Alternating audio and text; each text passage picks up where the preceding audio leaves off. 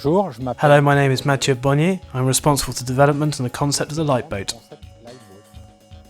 Hello, my name is Olivier Cataline.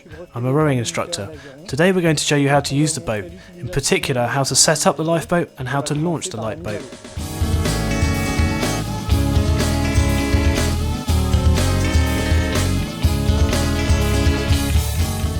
I'm going to fix the supports and hold in place the oars. Which way round does it go? Well, like this.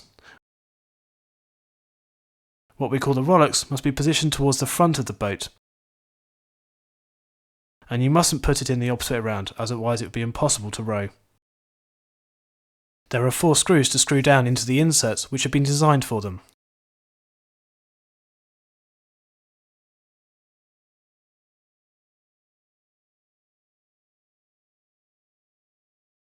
There's no need to screw down too hard.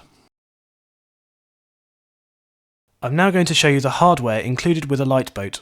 The first thing to note is the seat, which slides back and forth and allows the rower to make the correct movements.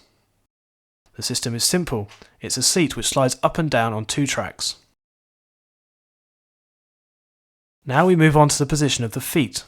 You can use this either barefoot or with socks. However, the best thing is to use little socks, such as those used by surfers, or very thin trainers.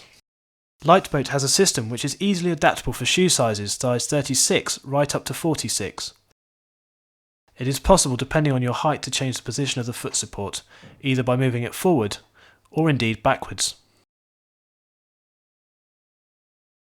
How do you fix an oar into the rowlock? The rowlocks must be pointing backwards or aft, and not forwards.